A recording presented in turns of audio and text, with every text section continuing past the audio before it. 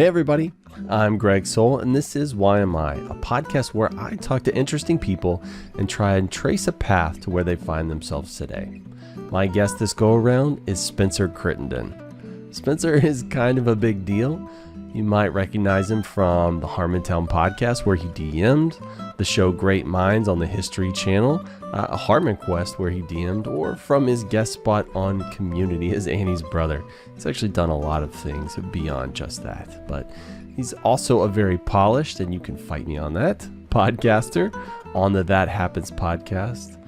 But he's also a deep thinker who strives to precisely articulate his emotions to others. He's actually got a mastery I'll likely never obtain myself.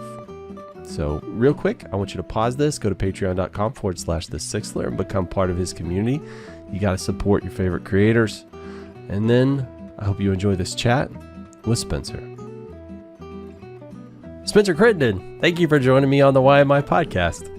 Oh yeah, no problem, man. I'm glad we could make it work. Yeah, for sure, man. I've had my eye on you for a minute. In definitely a creepy way, just so there's no confusion. Yeah.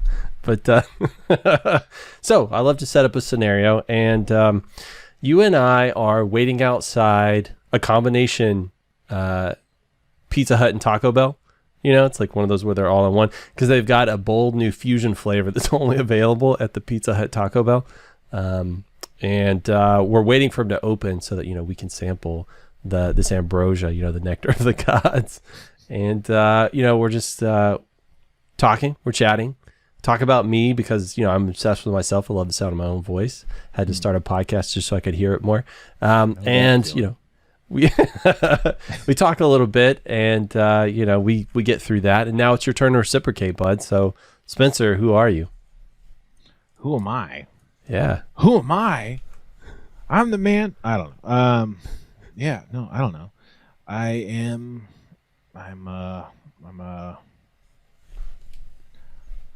I'm a big fat guy. I'm a loser. I never know what I wanted to do in life, and I've just kind of followed the path of least resistance, and that's led me on a lot of weird places. And now I've done some cool things, and I don't know what's happening next. I have a life that a lot of people envy, but if they actually were living it, I don't know. First of all, if they're actually living it, I think they'd do a much better job than I would. I think they'd know how to handle it a lot better. But at the same time, if they had these problems, I don't know how envious they'd be, because from the inside, it just feels very ugh. And I don't know that I have the motivation to really, you know, do what should be done to kind of exploit the opportunities I've been given, if that makes sense. You know, I work for Dan Harmon for a long time, and you know, that's a pretty good door in, you know, foot in the door of the industry, you know, entertainment TV industry. And I just haven't really done very much, you know.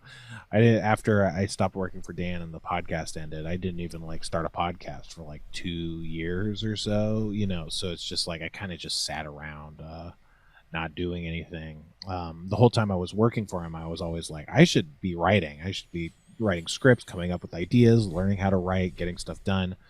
Just didn't do any of that. I mean, I feel like I work pretty hard. I work some long hours, and there's downtime and stuff. But when you're working a lot and there's downtime, you don't want to be like, okay, now to switch to my side hustle. It's like, I'm just going to freaking sit here and look at the wall, you know, or my phone, really. I'm addicted to my phone.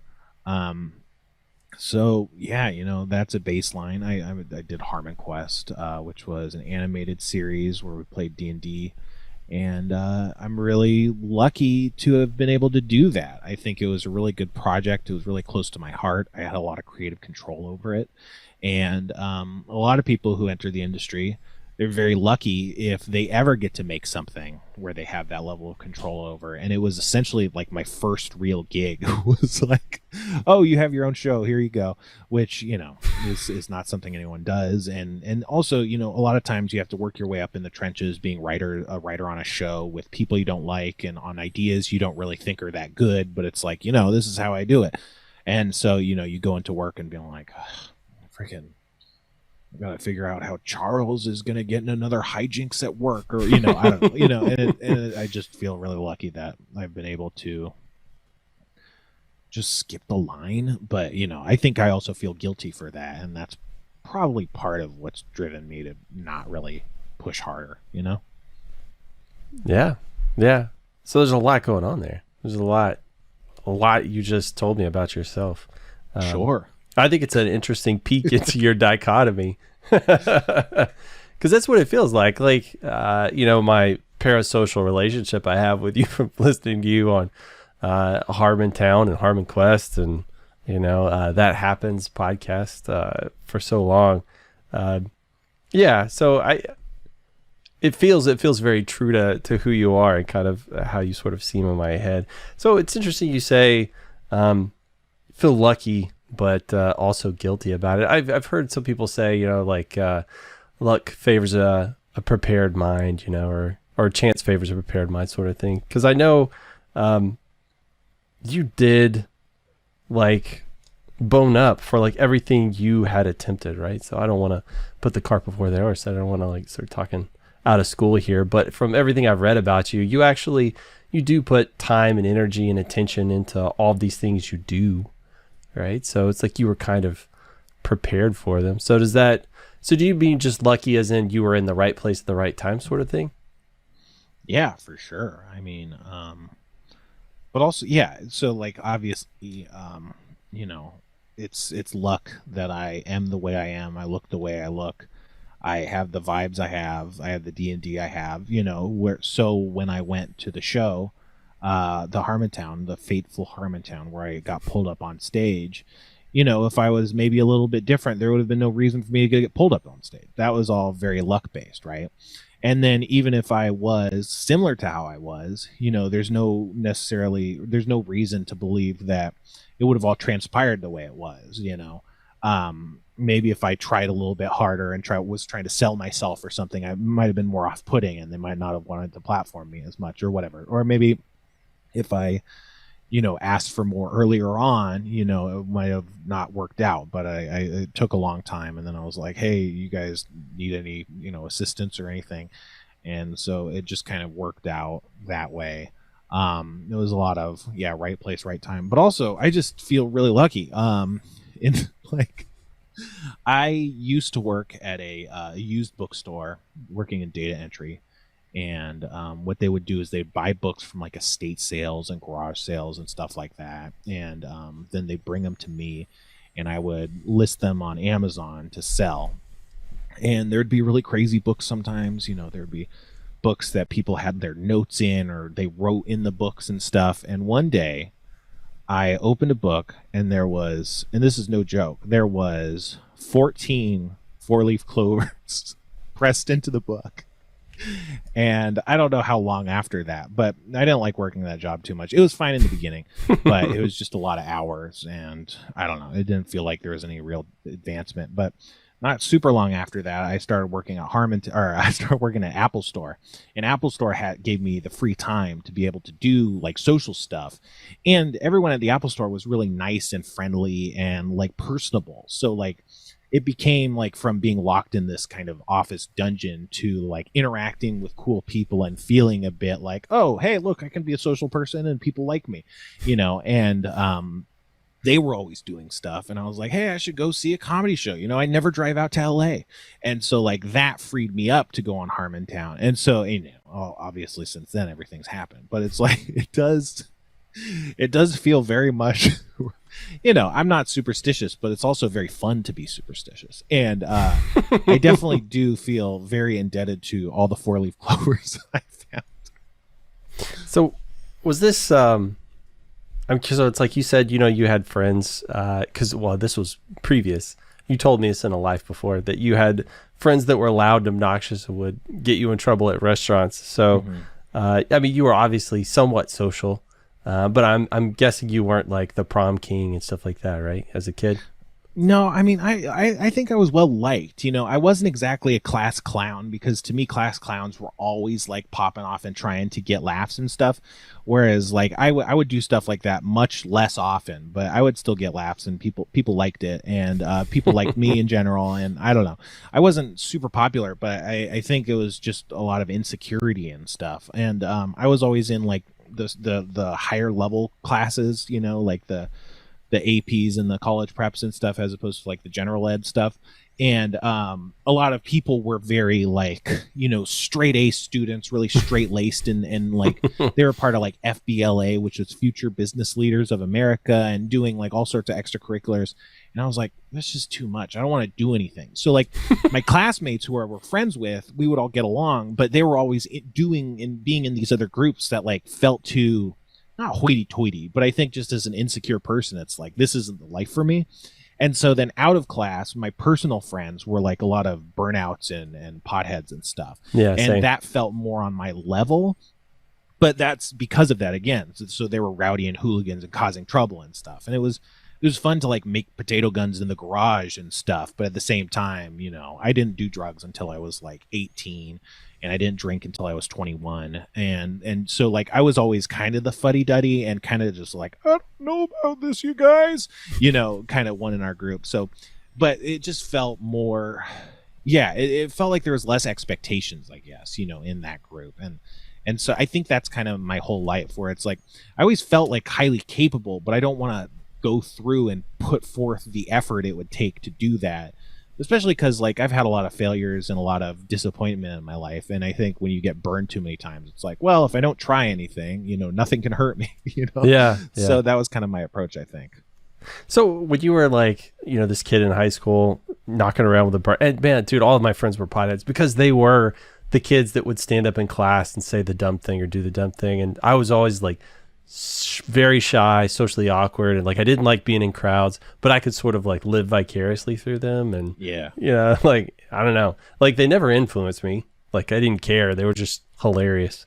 But was there like, you're this kid in high school? What did you think you were going to do when you grew up? Like what was grown up Spencer going to do? I'm just curious. I've never really had a good answer for that. When I was a really young kid, I wanted to be like a scientist. I wanted to get involved in cloning, like just doing weird science, like essentially sci-fi or like sci-fi stuff. Well, although now, you know, genetic engineering is more possible now with like CRISPR than it ever was before. When I was a little kid, I wanted to do that, and then I wanted to be an inventor. And but you learn that you can't just be like a scientist, like a Bill Nye the Science Guy. You know, you have to go like, okay, I'm going to be a marine biologist. I'm going to be a chemical engineer. So I was like, but I don't want to just pick this one thing. So I guess science is out. And then I was fine at math. I was good at math, but I didn't like doing math. And then also you start to realize, oh, science is a ton of math. And I was like, I don't want a job that's just doing math all the time. And so since then, and then, you know, inventor is just like not a job. Like you could be an entrepreneur, you can come up with an idea and then market that, but that's, you know, that's being a self-starter, you know, that's selling yourself, learning how to market. And that's not me at all, you know? So I was like, I'm not going to do that. So then I was just like, I don't know. Like, I felt like I was always good at writing, but writing was similarly like, I'm not going to take a job where I just have to keep writing articles to stay afloat. I'm not going to take a job where I have to write a book, sell the book, and live until I have to write another book. Like, that's so much stress. So it's like I felt like that's kind of where my skills were, especially because I was playing Dungeons and Dragons and stuff and thinking of, you know, fictional scenarios. But, you know, I was like, I'm not going to do that. So I just never had any idea of what I wanted to do. For a while, I wanted to work at Magic the Gathering and make Magic cards. I've always been a big fan of Magic, and that was always a big inspiration for like my D&D and fantasy stuff. But my dad really, not nicely, was like, well, that's a joke. You're never gonna be able, that's never gonna happen, which it's not impossible. Like it's a job. It's a normal job. Like I could work even if I wasn't making the game. Like you can get a job at that company. People go and work at Wizards of the Coast. It's not this crazy thing, but I just don't think he took it seriously. And so when that happened, I was like, well, guess I'm not going to do that either. And so I just kind of like felt really listless, and I never knew what I wanted to do. I thought about going to college for like radio journalism because I like listening to NPR a lot. which is interesting because, podcasting and stuff is pretty similar. But I didn't do that because I was afraid of moving to Chicago or Illinois, where the colleges that I wanted to go for that were. And I don't know, my parents never really helped me with applying for colleges. They were always like, oh, we'll help you. And I was like, hey, I'm trying to fill out these forms. Do you know your income? And they're like, make something up. And so it's like, every time I would ask for help, they would just be like, gotcha. And so I didn't end up applying to any colleges. I just went to community college and I got an AA.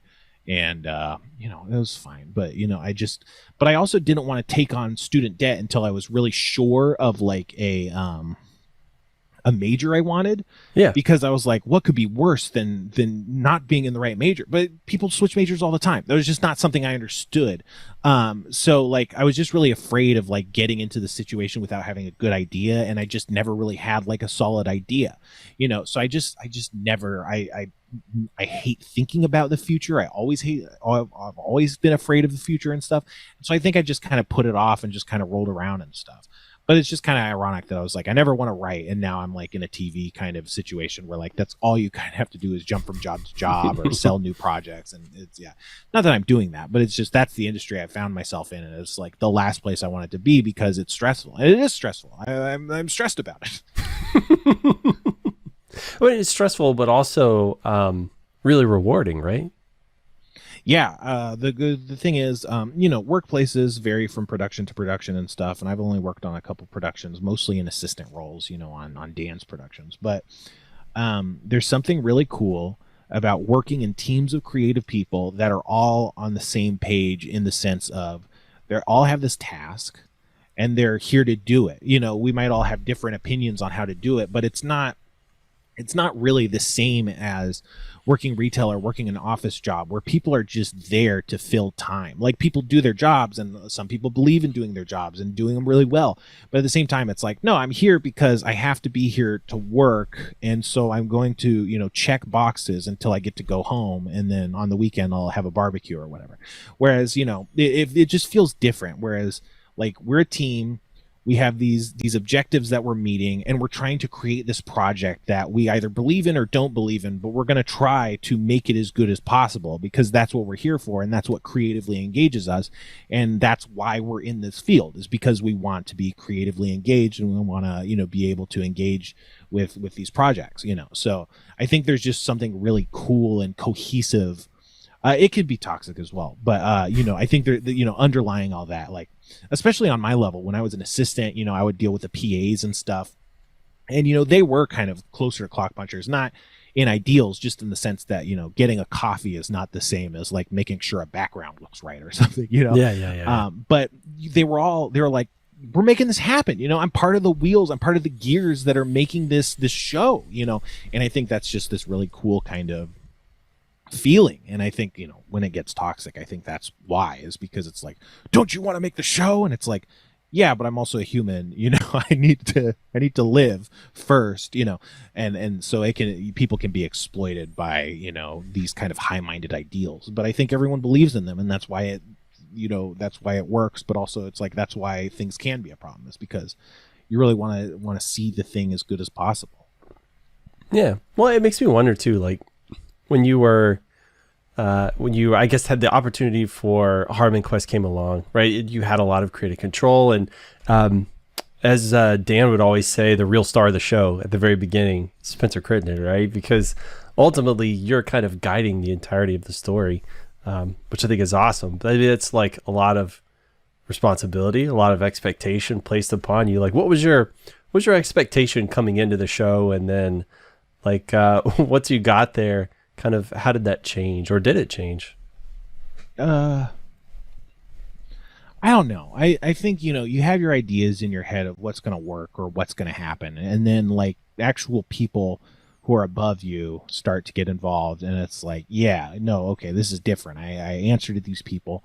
Like the thing I say is like, it's really weird to write a D&D campaign and get notes on it from a TV studio.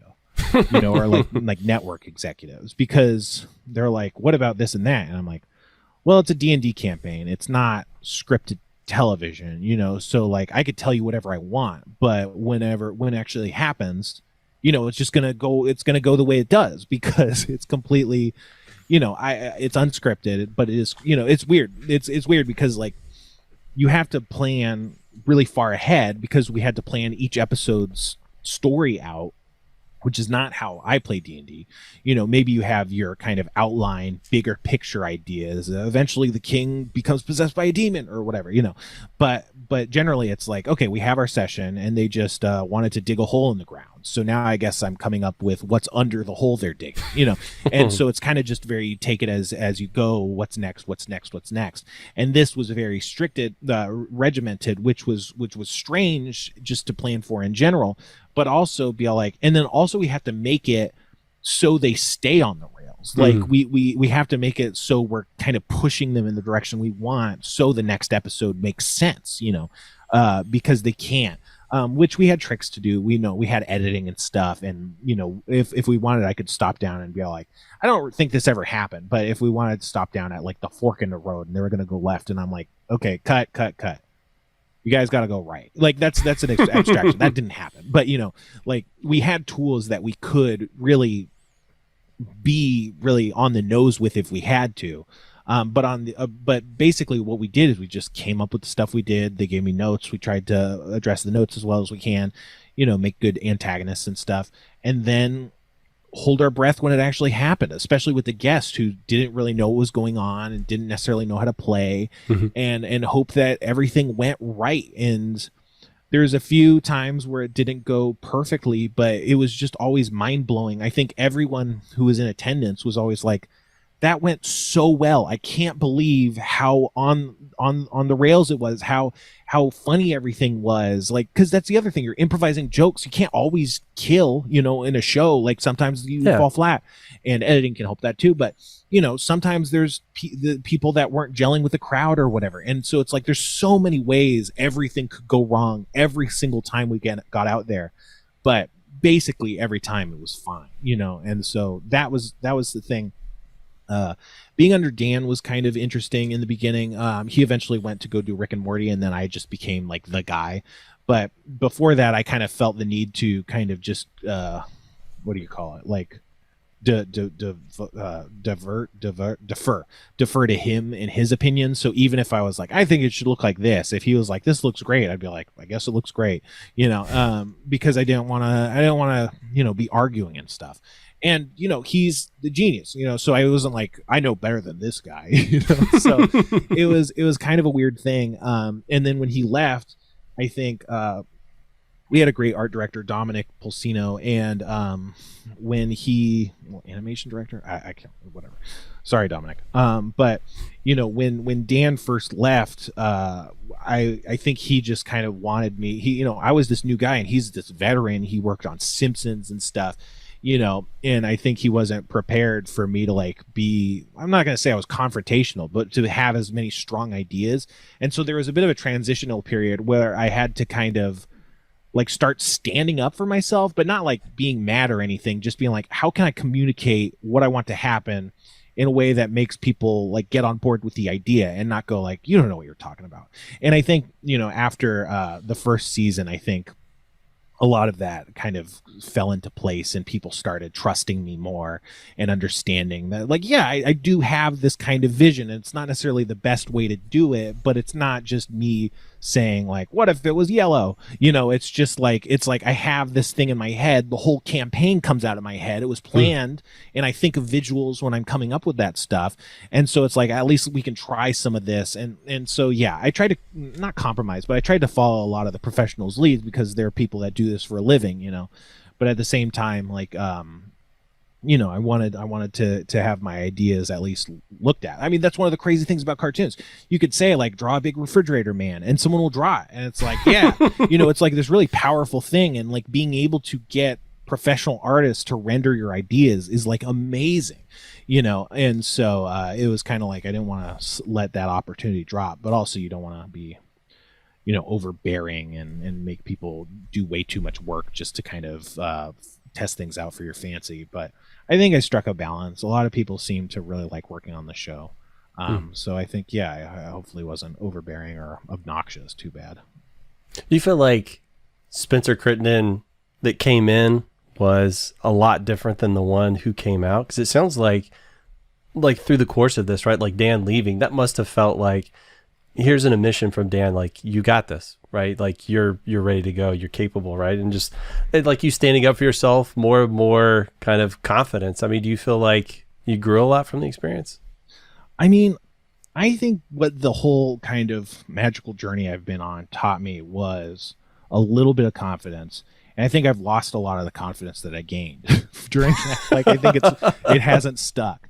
But, you know, being on stage and saying things that get laughs and being like, I think this is going to get a laugh, and then it does, and people like liking you and coming up after the show and saying like, hey, this is great.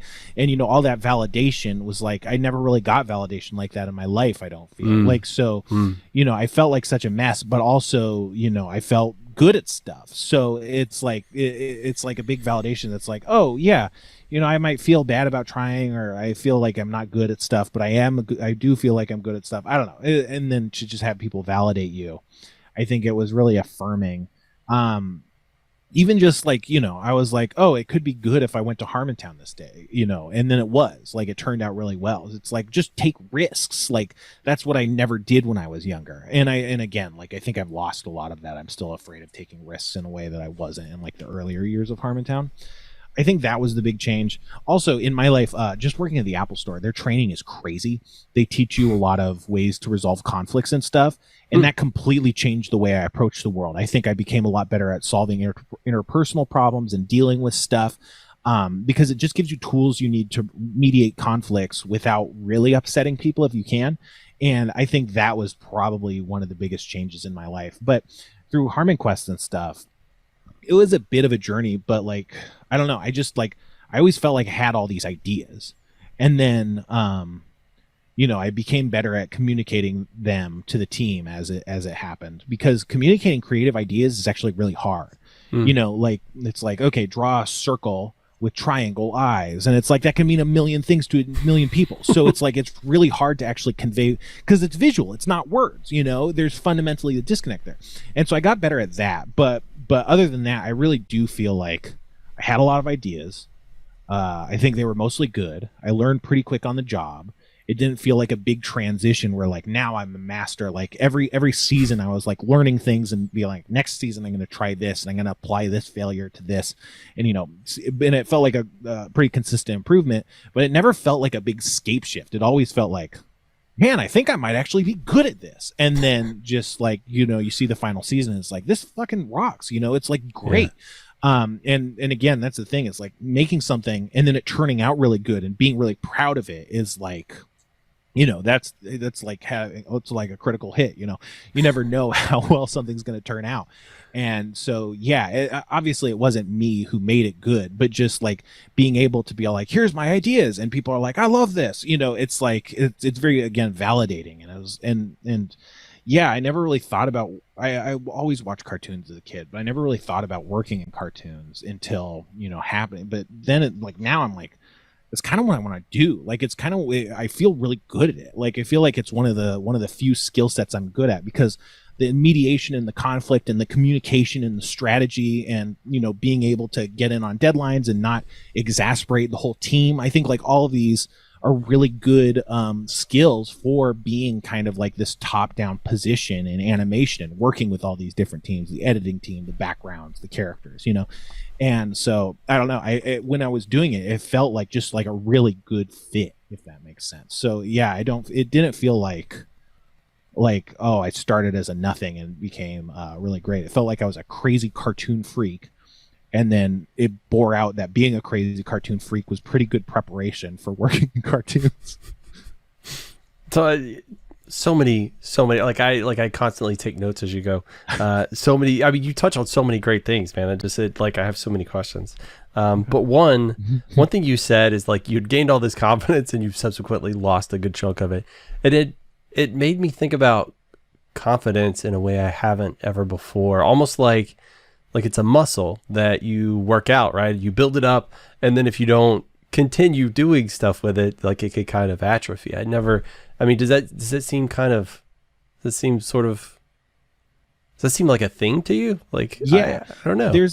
I learned somewhere, I read somewhere that willpower is a muscle. Like you spend willpower doing things that you might not want to do that are good for you, like exercising, for instance, eating healthy. And willpower, it's a muscle. It's not something good people are just good or bad at, although people are good or bad at it. But it's like you have to practice that to get it better, more natural in the way your mind functions, to kind of take advantage of that. And since I've learned that, I've started to frame a lot of like mental aspects in those terms. Because if you think about it, our brain are just these electrical circuits that get used or they get unused. So the more you go through these productive circuits, the more you're strengthening that muscle, and the more your brain is going to naturally go down. But the same is true for addictions and toxic behaviors as well. And because your brain is always changing, we used to think that your brain kind of sets in stone after you reach adulthood, but we're finding that's not really true. Which again, it just means like it's never over. You got to keep going to the gym. You got to keep practicing being confident and stuff. And yeah, like early on in Harmontown, it was like, oh yeah, I wanted to go to a show. I thought maybe something good would happen, and then it did. So that should teach me, keep trying stuff, because what's the worst that can happen? Something good doesn't happen, And so for a while I was trying to make connections and do more stuff like that. But then, old habits set back in. I'm like getting afraid of going to parties and these same kind of things. And I feel like I've kind of shrunken back from where I was at maybe midway or earlier through the run of Harmontown, I think, Yeah. I mean, it's like, how do you break yourself back out of like those loops, those patterns? How do I make myself get going again? And cause I don't know, man, like the pandemic sort of like, I know it changed a lot of people, but it changed me significantly. It made me kind of a shut in for a little while. And I physically had to like force myself to start doing things again, just like to be kind of abrupt with myself and get back out. And I also realized I'm not like a super social person, but I realized like, I'm kind of social. So I have a partner and 2 kids, and I likened it to Stockholm syndrome. It's like, I'm starting to actually like these assholes, being stuck here with them all the time, but I realized like how I just needed to be out and around things until I forced myself. But it's so hard, man. Yeah, I had a similar but also opposite conclusion, but it's like this 2-tiered thing where, like, for me, it was like when the pandemic hit, I was like, well, this is what I've been doing. This is kind of all of my life has been like this. Yeah, I'll sit down in a restaurant as opposed to get takeout, but again, I eat meals alone. I don't go to parties, so like I don't go outside and just hang out. I don't exercise. So like it was like intensifying like a exaggerated, caricaturized version of my life already. But it was like, and I don't like this. It's like it was the path of least resistance. And so it wasn't like, oh man, I'm missing out. It was like, no, this is my only option. Whereas before it was a choice, and now that it's my only option, it feels a lot less healthy. And when it goes back to being, and when we go back to normal, I'm going to go back to making the choice to not do anything. Except now I have the knowledge of how toxic and useless that is to have lived my life this way. And so what a crushing disappointment that, man, I have this great opportunity to change, and realistically, I'm not going to, and I'm going to suffer from it. And I just hadn't realized how badly I had suffered to it because, I hadn't been forced to look at it. But now it's like, it was kind of, the blinders were removed, but I'm still on the same track. And it's like, oof, this is like a Greek tragedy or something. I don't know. I mean, nobody changes by miles, right? Unless you get to a car accident and you can't walk anymore, right? It's like that's a significant change, but usually it just starts with something small, right? Like some little recognition, and then it grows from there. I mean, the thing that could grow could be your self-loathing, but it could also be a path to something that you're a little bit more happy with. I like that. Yeah, I think, hopefully I'll apply it more. I'm just still so scared of the pandemic, even though everyone's kind of back to normal. So I'm trying, I think I got to try more, but who knows? It's hard. It's also hard. The pandemic makes you kind of drove everyone away from their more kind of secondary friends and stuff. So now it's like, hey, let's be friends. Like, I don't know. That was never something I was good at, but it's but maybe I'll try and do that more, because I definitely have that urge more than I used to. Whereas before I'm just like, no one wants to be friends. You know? Well, you know what? It made me realize how important human connection is for me, which is why I started doing like this podcast and stuff. Because like, I don't know, when I was locked in my house, this really was sort of a lifesaver, partially, you know. I mean, there's a lot of little things that kind of helped out, but feeling connected to another human for just a minute, you know, and maybe look through their eyes, give me a little perspective, that's changed me immensely. Like every person I talk to, including yourself, changes me, you know, and I like to think I'm a better human, you know, maybe by millimeters, you know, I have to pull out your calipers to be able to tell, but, you know, a little bit. I love it. No, I agree. It's you only have your perspective, right? You're stuck in your own head. That's all you have, your own eyes, your own experiences. And talking to other people, it's just like the smallest things are like, oh my God. And it's like a thought you never would have had in your life. And that's the thing, when you engage with other people, when you let other people into your life, like you become a broader person. You become almost more people, more different types of minds, you know, and that's the only way it can happen, you know, is by forming connections. There's somebody I talked to like a couple weeks ago said something that I have started practicing every single day. And they said they don't have pet peeves, they have pet faves. So they pick out all these little bullshit things that just make them happy. And they like even make lists and like share them with their friends and stuff. So it's like their example was when I get in an Uber and I roll down the window in the back seat and the glass goes all the way down. There's like, that's a pet, you know what I mean? It's like dumb little things. And so I've started doing that. Like when I'm around like my wife or my kids, I'll start like pointing out some pet faves.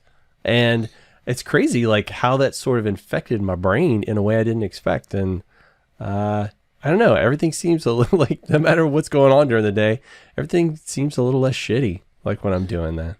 Yeah, like gratitude lists are something I've heard explained before, and that kind of qualifies as a gratitude list. But at the same time, I just think that it's, you know, people have lived through all sorts of things, you know, like we've lived through pandemics before. We lived through before electricity. We've lived through the bubonic plague, right?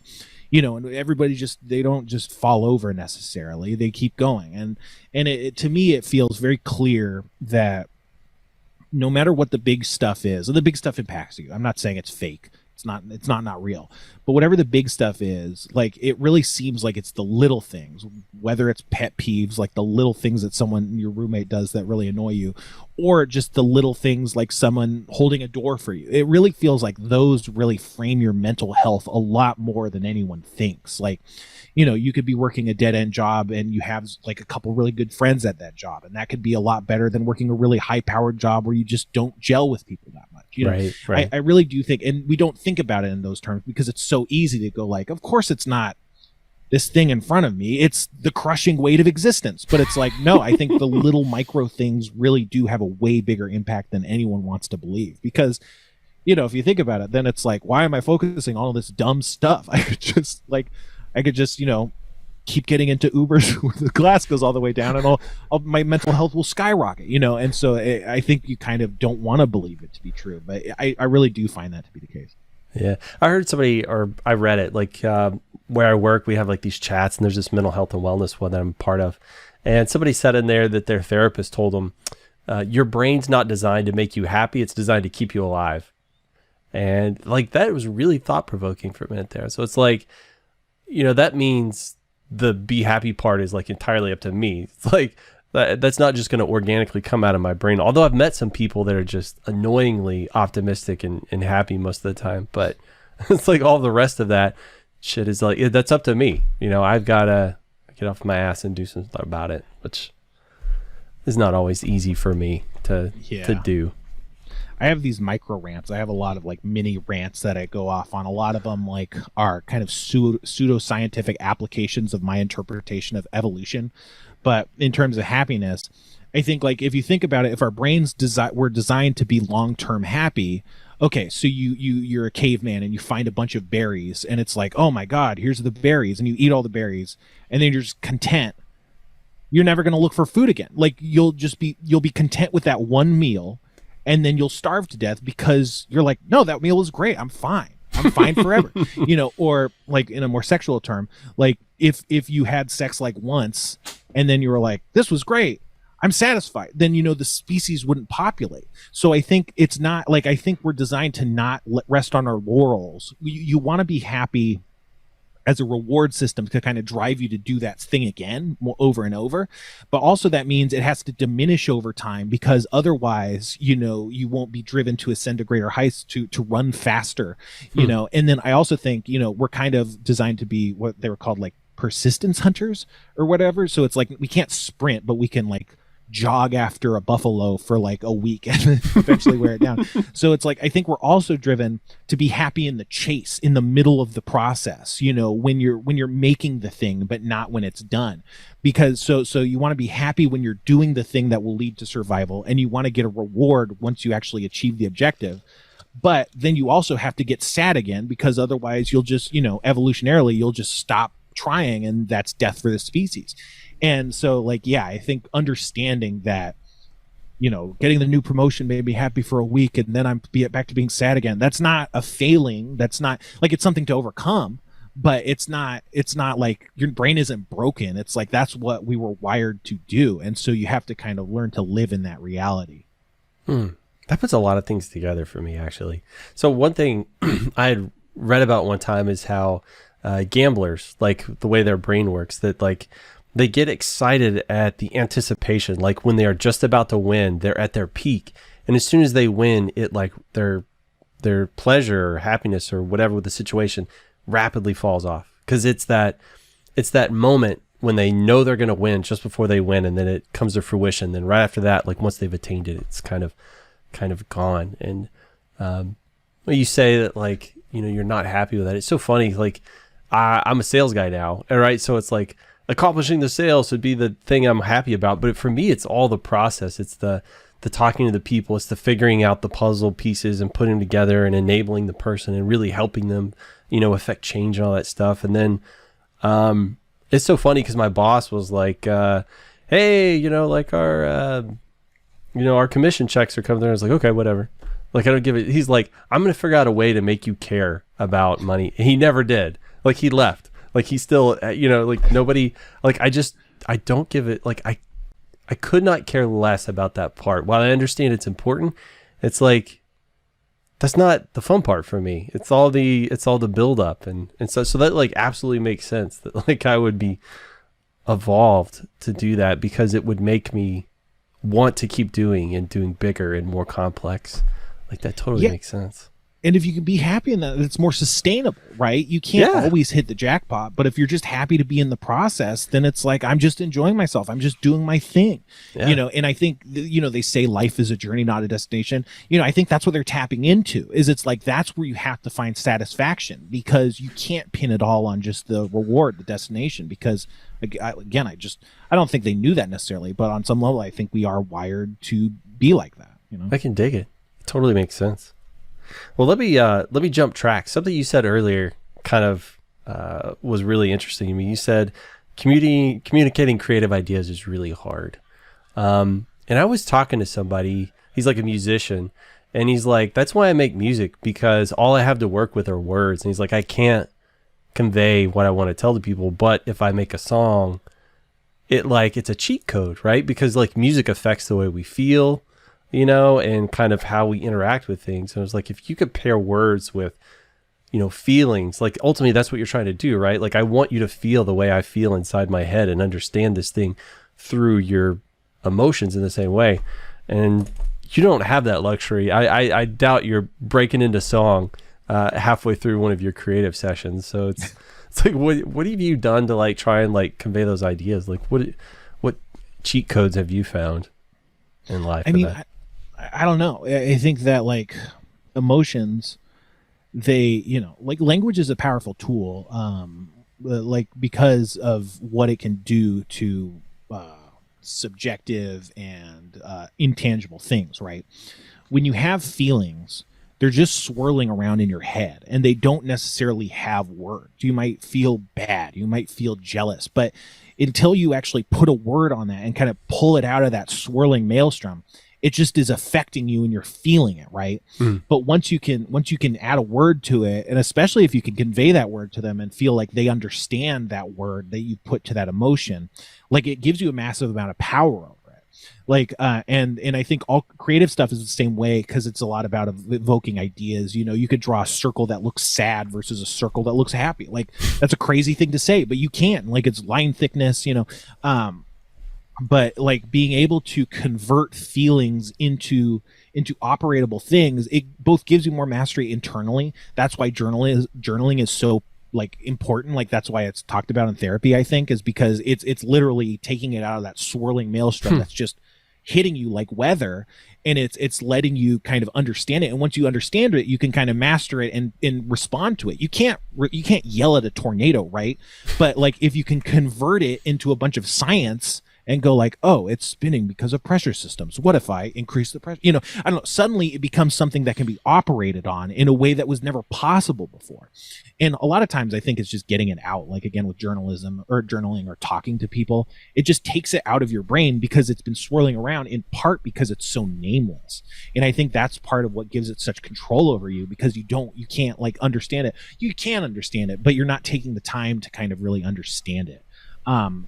And art's a similar way, where you have just these ideas. Like, I have images floating through my head, but if I drew them on paper, like, they wouldn't look like they were in my head, not just because of mastery, but just because like it doesn't exist. It's like this idea, but it's not a fully fledged image, And so like, I think I don't know, but I think creatively, like, how I've learned to deal with stuff like that is through like how I try and talk about emotions and kind of master that internal world, because it's a very applicable skill set, I think, because it's not just about putting my words to it. It's also putting words to it that other people can understand. And sometimes my words don't actually fit with other people, and you got to try a different way. And so the process of trying to intuit if someone is understanding you on the level that you want to be understood, and changing tacts and stuff, which is, again, like kind of what I learned how to deal with in Apple Store a little bit. I think it led me to kind of understand how to talk creatively and stuff. But also, I don't know. It's also like food and stuff. Like, food's not emotions, but at the same time, it's like you have to really think. Like, I think a lot of people don't necessarily think about a lot of the adjectives and the operating words when they think of food. They just like what they like, and then they can come up with some adjectives and stuff. But it's just, I think I have a pretty specific way of talking about food, and I think it's the same kind of thing. Like, I really just try to dial in the language, because I don't know, I've always felt not understood. Like, I think it came from my parents. Like, I would be really erudite or whatever and lay out this case, and they would be like, no, or like whatever. And it's like, I spent so much effort trying to be understood. It was just like a brick wall, it's like nothing. And so I think, like, I don't think it was necessarily successful, but I think like trying and failing to like overcome this like impossible gap has like given me a bit of like experience really trying to be precise, because I just have this desperate need to be understood, and yeah, I don't know. I used to be like, I argue a lot online on Reddit and stuff, and it comes from the same place. It's like, I don't need you to agree with me, but I need to hear in your words that you understand what I'm saying. And I will keep arguing until you exhibit and understand it. Because most of the time it's like they don't get what I'm trying to say, or they don't care what I'm trying to say. But it's like, no, you need to understand. It doesn't matter if you agree or disagree. You just, when you respond to me, it has to demonstrate an understanding of what I'm actually saying. Otherwise, I'm going to keep going until I feel like you do understand. It's that same thing. It's just like, I need to be understood. It's this very weird urge. No, it is not a weird urge, because I get that exact same feeling with my partner, my kids. It's like, when we're going back and forth, we're having a discourse about something. Even if they disagree, at some point I'll say, I at least need you to acknowledge that you understand what I'm saying, that you see the logic of it. Just, like, witness me. And then I'm going to jump on my, my makeshift car and then ride into battle with the Wild Boys or whatever it was. It's like, I need confirmation that you at least understand what I'm saying makes sense. You may not agree with it. That's fine. But please just let me know that you understand. And I think that feeling comes from how imprecise, we translate like thoughts and ideas into words, like it's just, it's, I think we take for granted because we talk our whole lives, but like talking is one of the most complex things the human brain does. Like it's a really tough task that we just take for granted because it happens all the time. But I think it's very difficult. Miscommunications are the root of almost every single human problem that exists. Like it's a really tough task. And I don't think a lot of people try really hard, because you can get 70% of the way most of the time. But yeah, I think it's just this insurmountable, miraculous task that we've been able to create a language as crazy as we have, that is able of mapping things and ideas so cleanly. So I'm curious, if somebody uses a word and they don't use it quite right, does that bother you? That's like, you're not using the textbook definition, even though you know the gist of what they're trying to say, like the imprecision of the way they use the word. Does that rankle you a little bit? Not necessarily, because I also feel like English and language in general is a really expressive thing. Like, I always loved verbing nouns and stuff, and then it's become kind of trendy to like make fun of that idea. But it's like, English is a way we can express ourselves. It's a canvas we can paint on, and how you use it is an expression of yourself. And so sometimes I'll use bad grammar or use this intentionally weird construction, and people are like, what are you talking about? It's like, no, that's on purpose. I'm a freaking artist, like I'm doing this to evoke a kind of feeling. And so like, sometimes I can get mad about semantics and stuff, but often I feel like people don't give people enough credit. And so if someone uses a word wrong, sometimes I think that can be very revealing about like what their actual mental state is. I don't know. I find that people get tied up on semantics are often wrong about the things they're trying to be semantic about, which is really ironic to me. Like, you can't be such a stickler, but also be wrong. You have to be right about these things if you're going to complain. But yeah. Yeah. I have somebody in my life who's like high functioning autistic, and there's something about the precision of words that like will drive them crazy. So if somebody uses the word incorrectly, they totally know what you mean. They know where you're going with it. But the imprecision of the word, like full stop, like their brain can't function any further until they tell you that you used that word wrong, and like try and give you an idea of how you should actually. So actually, that word means this. It's like, yeah, but you get it. Like, you don't have to. It's like if Aretha Franklin's singing a song, you don't interrupt her. To tell her that she should have used a different word other than respect. Right in the middle of it. It's like go with it. You know what I mean? Sometimes you just need to, and so, keeping that in mind, you saying that like English is like a medium that we can paint with, like that is such beautiful imagery. Like I love the idea of that. Like it's so clear in my mind. Yeah, just like slang and stuff. Like sometimes there's like right now it's popular, or, it was 2 years ago and I just found out about it now, but people say like, oh, it do be happening. Like people say like, oh man, he do be tall though. And it's like, it has a different vibe than saying like that person is tall, but it's like, it tells you a lot. It's like, it has a very different feeling, and you get it, and like, that's like, language is really flexible in that way. And like, I could say like, hey, you over there talking to you, and it's like, I didn't say I, or like, hey, you talk me over there. And it's like, you get it, it gets in the way a little bit, but you get it. It's like we're forgiving. Our brains are able of understanding a lot of this subtlety. And I think, it allows us, again, a lot of this expression. And I just think that's cool. Again, like language is crazy. And like, it took millennia to like develop, like there's a billion different languages. They all fulfill basically the same task. Like it's a million solutions to the same fundamental problem. I don't know. It's just, there's something amazing about it, Yeah. Colloquialisms are some of my favorite, like turns of phrase, sayings or whatever. Like I collect them all over the place. I love using them. Especially to the chagrin of my children. Like, oh, like what are the kids saying these days? Like, and if I can assimilate that stuff and start using it, like nothing makes it uncool or cringier faster than me. And I am still like, every now and then, like the kids like at like a thing, they'll look over at me and I'll dab in public and they hate it. And it's the worst thing ever. And it hasn't been like, it was cool for maybe 5 minutes, 5 years ago, but I still do it just because I know how uncomfortable it makes them. It's like, oh my God, I love it. Yeah, it's fun. I'm on TikTok a lot, and my I don't make TikToks very often, but I'm in the comments. The comments are my TikToks, and there's trendy language that happens a lot, and it's just really fun to use the trendy language, even if it's like you're really stressing this, stretching the definition, or if it's not something people say, like I don't know, like it'll be like that. It's really egregious. Like I'll go, if I ever find any marker where it's like I can use this language, I'll just do it. And it's just, and that to me is just hilarious, being like, it's not ironic, but it's kind of like, you're just like, it's not about me, I'm just doing this kind of group mindy thing. Like I don't know. Like, like in glamour and stuff, people say like, oh, it's giving, or you ate that, or whatever, or you're serving and stuff. Yeah, yeah. And it's just like this cow that's like prancing down, and I'll be like, sis ate.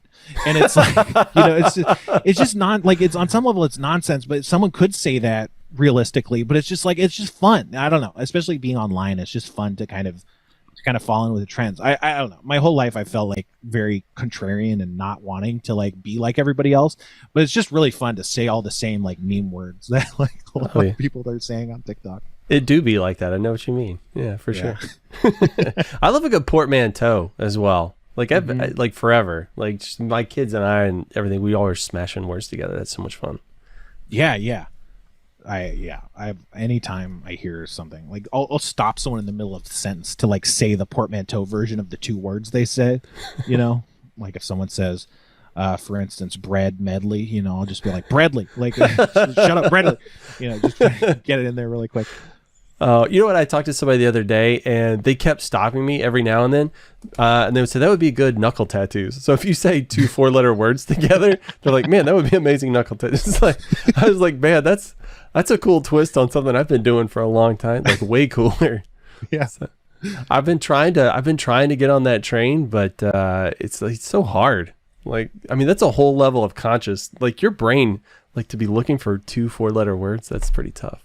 Yeah, or maybe sure. 1 8-letter word. You don't hear too many 8-letter words. Yeah, that could get awkward if you don't see both of their hands, Or, I mean, you could mix it up, mix and match. I guess you could do like a palindrome. That way you could swap them maybe. Does that work? Yeah, I think you could. That'd be pretty dope. Oh, man. Hopefully this took a weird turn that you weren't expecting.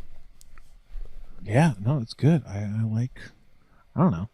I have a lot of anticipatory dread. And so like when people ask me to do podcasts, it's like, what if it's bad? What if I don't gel? But it's always great. It's always a lot of fun. I love talking, I love saying the crazy shit I've been saying, this kind of stuff. Absolutely I dig insane. it. So. That's one of my favorite parts of your personality. Not just the crazy shit you say, but how casually you say it, how deadpan you deliver it. It's like I feel like you're a guy giving me I don't know, you're showing me a PowerPoint presentation on this year's financials, and then you just slip in that your grandma was covered in gravy one time, and you walked in and it was very inappropriate, and I don't know, it's just the way you slip all these odd things in. It's one of my favorites. I think it's just I have a lot of practice saying and thinking these things over and over and over, like because like they're kind of, again, they're like rants, so like my mind is always like having these thoughts.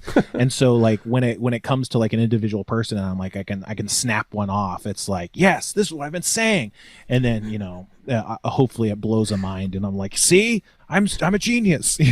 But I think it's just very practiced because I have these thoughts over and over. Is your mind like always busy? Are you always working upstairs? Yeah, usually, unless I'm like on my phone.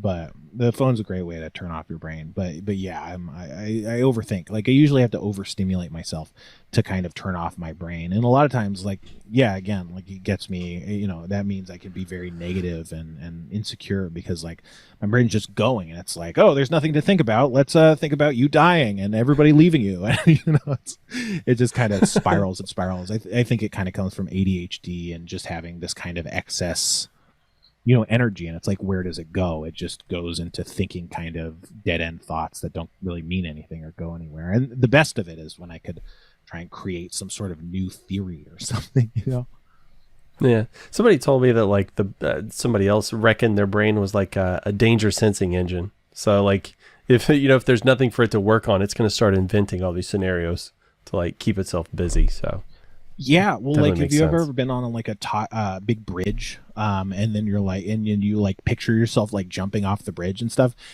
Some people might go like, oh my God, am I suicidal? And some people be like, I'm having these really weird intrusive thoughts. But your brain does that. It's like flashcards. It's like your brain is like jumping off a bridge. What do we think? And then you have this instant revulsion, dread, fear, terrible feeling. And it's like, that's right, that would be a bad thing to do.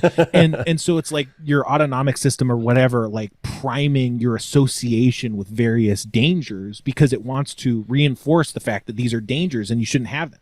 But people will think like, oh, this means that I'm like in a really fucked up place. Like I'm really dangerous. I'm unstable right now. But it's like, no, your brain just does that. It's brains are crazy. You know, they're weird.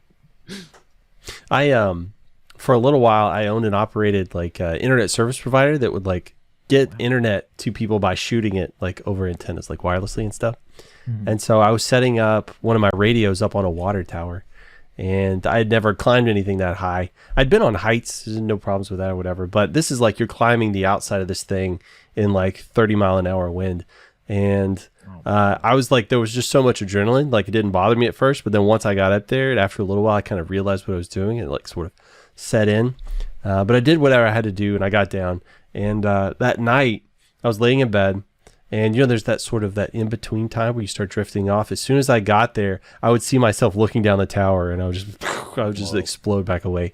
And I did that till like 4 a.m, and then finally just passed out. And then I woke up and I was fine. And then I got in the shower and I was like washing my face and like had it down, like, you know, in the water with my eyes closed. And all of a sudden I saw myself in the like looking down the tower, almost fell over. But after that, I was fine. So yeah, it's definitely my brain was reinforcing the fact that it didn't want me to do that anymore. After that, I only did it a handful of times after, but yeah. It's amazing how drunk rice like that. It can like the after effects can really be rough on your brain and your feelings and stuff. It could be really damaging. You know, maybe not damaging, but like mess stuff up for a while. Yeah, it was very surprising. Mm-hmm. It's weird. I don't get like the exhilaration, like when people ride roller coasters and stuff. I don't get like that exhilaration, like this is amazing. I just get the fear of death thing. Like that's the only piece that kicks in for me. So, like I don't understand that. Yeah, I don't like stuff like that. I'm like, you know what's really fun is being comfortable, like just a nice stationary stuffed chair. Like that's my kind of ride.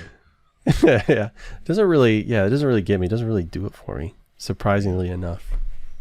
Yeah, I'm just freaking out already. Like the thrills I have in my head are just constant. So it's like okay, that's what's fun is being freaked. That's my life. That's my whole life. So really you're just mad that all these amateurs are just trying to replicate what you've done naturally. Well, I'm mad that they have to. Like it's not their autopilot is freaking out all the time. Gotcha. You know, it's so rare that they can indulge in being frightened in a scary movie or a ride. It's like, no, my whole life is panic. This is just more of the same. It feels like the familiar dread that I try to escape from all the time. Yeah, you were born in it, molded by it, right? They're just visitors. I get it. Oh my gosh. Well, something else, and I want to be respectful of your time, so I don't want to ask you too much more because I know you're a busy guy.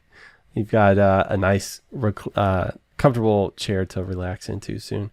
But I've noticed, like, before you've talked about how much you love being in your car and driving around. I don't think I've ever talked to anybody else that really their safe place is inside their car before. I was curious, like, where does that come from? Like, why do you like being in cars so much? Well, you know, I mean, California does just have kind of a car culture. I don't know that necessarily even other California people are this like much into their cars, but I don't know. I don't know. It's weird to talk about just because like I know people who grew up in like actual like real broken homes and stuff, and my family life never felt that dire and stuff. But I just like when I was at home, my parents would like hassle me and like give me trouble. Like I'd be in my room and then my parents would like knock on the door and come and start like lecturing me about this or that. And it felt like just a function of being at home. Like if I left the house, the rants wouldn't stack up, and when I get home they would unload. They just wouldn't happen. But when I was at home, there would just be trouble, and it wasn't me because I was, you know, always just hiding in my room basically. And I use the term hiding in my room because it felt like it happened more when I was out of my room. So it's like, I don't want to leave my room and open myself up to stuff like this. Just kind of like little nitpicks here and there, and saying like, why don't you do this and stuff. And again, it's not like they were yelling or anything. It's just like disapproval, like just being like wheedling and being like weird. I don't know. It was hard to explain. Maybe they didn't have friends. And so for them, this is like being social is coming in, and the only way they knew how to relate to me was this kind of, power dynamic sort of situation. Who knows? But so it's just like, I wanted to just not be at home most of the time. So I would spend a majority of my non-school hours at like one of my good friends. Like I had kind of two really close friends, and I was basically almost always at their house as much as possible. And when I wasn't, I would just drive around. And, I smoked a lot of pot. And my parents would tell if I smoked it in the backyard or in the house, even when they weren't there. Like they would be able to tell. And so, I would sometimes smoke pot with my friends. And this is dangerous. I don't recommend this. But, what I would do other times was just drive on these empty back roads that no one took because they were near freeways, but they weren't on the freeways. So there would be no reason to take this road because it only goes alongside the freeway, and it only goes to like the dump or something, and I just drive around back there and smoke pot, because it felt safe. It wasn't like being on a main road or anything. And so I think part of it was addiction. But at the same time, like I don't smoke anymore, and I still feel exactly as compelled to just drive around like that as I always have, just finding surface streets, kind of going at a slow pace, just kind of cruising around, listening to podcasts and stuff. And so I think, just kind of having to or wanting to just be away from my family and not be in the house just kind of turned into, where I could be is in my car. You got to pay gas and stuff, but it's always fine. And sometimes I would just go and park and sit places, but it's just like, it's not pressure. Or like when I get off work, it would be great to get into my car and just be like, I don't know. I don't like being loud. I'm not like a loud person just because I'm self-conscious. Like I think about like, what if someone hears this? What are they going to think? But when I'm in my car, sometimes I'll just yell and make weird noises, and stuff. And I feel just completely free to do that. So I don't know. And even if I'm like, I don't know, like I'm picking my nose in traffic or something, it's like people can see you. It's like, I don't care. Like I'm in my own world here. It doesn't matter. You're going to be over there. You're going to drive, to the next town or whatever. It's never, there's no consequences as long as I'm not getting in an accident. And I feel like I'm a pretty good driver. I'm a defensive driver. I don't drive super fast. I brake early and stuff. So, realistically, it's not super safe to be in a car all the time. But, it doesn't feel super dangerous, especially because, again, I'm like trying to avoid freeways and stuff, just kind of cruise around on back roads and stuff. And it's just always felt really comfortable, and no one cares. There's no expectations. There's, I could just be gone. And then, now I have a roommate. And so if I need space from my roommate, I'm just going to go drive around for upwards of 6 hours sometimes. Like it's really excessive. And whenever I get my car service, they're always like, not mad, but they're like, Jesus Christ, like how could you put so many miles on a car?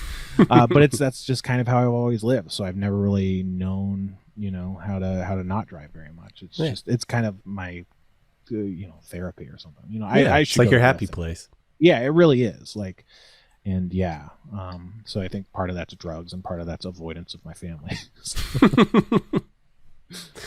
Yeah. Well, sounds like a coping mechanism.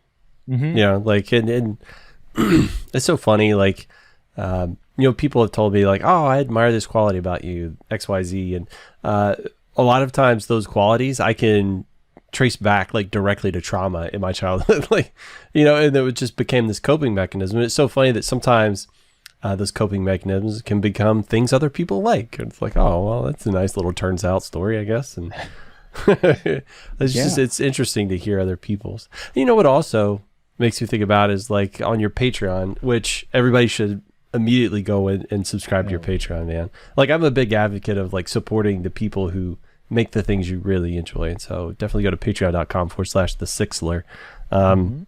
But in there, you make videos where you go and you eat food at different places. You do all of these. You started doing like these challenges. And so you do one like a Taco Bell challenge where you're like rolling to figure out what menu items. And I was just thinking about, this is like your happy place where you're by yourself and all this stuff. And I think it's pretty cool that you're inviting the rest of us in, because it's like, this secret safe space that nobody ever gets to go. And so I think that's kind of cool that you let people in there every now and then to kind of intrude. I mean, or does it, like when you're making those videos, does it feel like somebody's in there with you a little bit? No, it really just feels like I'm locked in there with my most critical self, because filming yourself is this very weird thing. It's just like I'm performing, but who am I performing to? What expectations am I trying to make? What am I even trying to do? Like when I do a video, I'm like, I could do it so many ways. I could be like, hey, what's up? This is Spencer. Welcome back to another drive-through gourmet. Like I could, there's a million ways to do like the same basic premise. There could Was be that your Guy segments. Fieri impression? Because Sure. I would Yeah, love to I see guess you kind be. of. I'd love to see you too. Your version of Guy. That'd be Yeah, nice. I need a flame shirt or something. But yeah, it's just I don't know. Anytime I misspeak, I'm like, I'm so fucking stupid. Or like I just did a review that I haven't posted yet. I compared two different flaming hot Mountain Dews, and at the end of the end of the video is like, great. What a great video. And then I turn on the video because it's like, this was so stupid. Why did I even record this? It was worthless, So it's just like being really critical. But I don't feel that's, I guess that's like kind of like me second guessing what other people might think. But at the same time, I think it's mostly just my expectations and what I would think about it if I watched it, so that's hard. But I just like food and I like eating. I like sitting in my car and eating. So it's like, hey, why not make videos? People do that. People like when I talk about food in general. So it's like, I don't know, and fast food's not the most interesting thing to talk about, but I don't know. I just always liked, I always like talking about food. I've always gotten fast food. I mean, especially when I'm driving around, it's like, well, I'm not going to eat at home because then I have to go back home. So I'm going to eat, fast food while I'm out. So it's just been kind of like a nice, comfortable thing to do. I'm trying to do more driving videos where I like rant, but I've been having a hard time doing that because I'm like, I just want to drive around and listen to podcasts. Kind of don't want to not listen to podcasts. Like it kind of unwinds.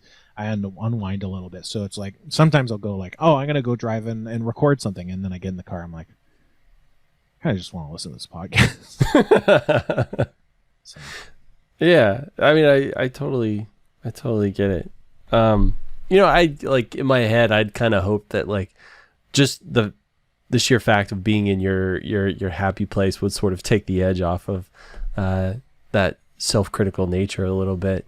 But I don't know, maybe you'll be able to find some way you can kind of meet in the middle on that, huh? Yeah, I think I'm getting better. I mean, I think, I don't know. I think if it feels really personal or whatever, it just comes from the fact that, I don't know, like this is a nice conversation, it gets deep.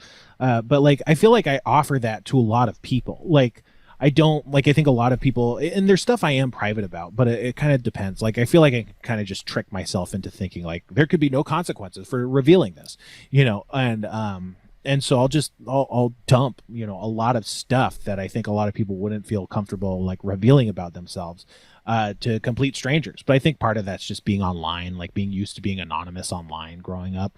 And so, yeah, it doesn't really feel like it's being super vulnerable, even though it is. And even though, there have been people in the past that have like punished me, like online saying like, you said this or that. And it's like, I wasn't trying to, I'm just being myself. Like, I'm not thinking about like, oh, someone's going to fact check this later. It's like, I'm just having a conversation, and that can feel bad. But I just don't mind, it's not a problem for me. It doesn't feel like it's of a great cost to kind of reveal this stuff about myself, and I think that's a big thing that a lot of people respond to. I think they're like, wow, he's being so, look at this candor. And it's like, well, yeah, I mean, how am I supposed to be? Am I supposed to be really, polished? Because I don't know how to do that at all.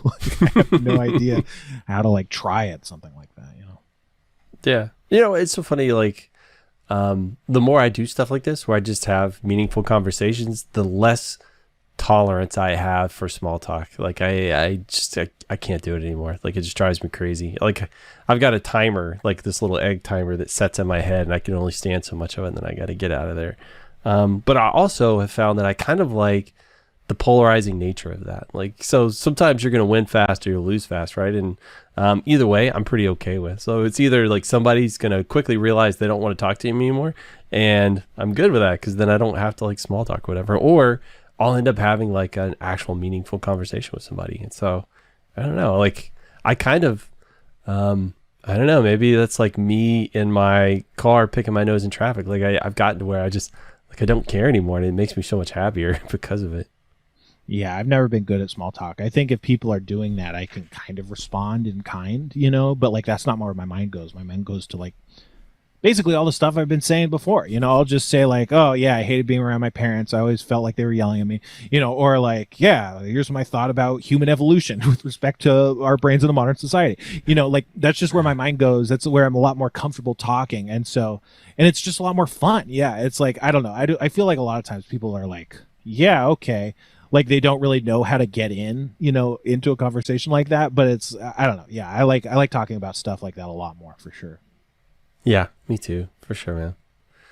All right, bud. I tell you what, we're getting pretty close to time. Again, I want to be super respectful. Thank you so much for coming on. Like this was incredibly kind of you. So generous with your time. I really appreciate it, man. I can't say enough about how much I've enjoyed watching you, and I guess mostly listening to you. I've only watched you on, I guess, Harmon Quest a little bit here and there. But Harmontown, and you were awesome in Community. I watched your you did a clip on something else, some TV show. I think Brooklyn Nine-Nine. I watched your 14-second clip. It was amazing. Man, that was bad. I did a really bad job. They cut a lot of that out, I think, because it wasn't very good. But yeah, thank you so much. No. Right here at the end, is there any, for the folks that want to interact with you on the internet or like follow you, or do you have anything coming up, or do you want anything you want to propose? Definitely, I want to say go to Patreon /The Sixler. Go check out there. But what else would you have people do? Where would you have them go?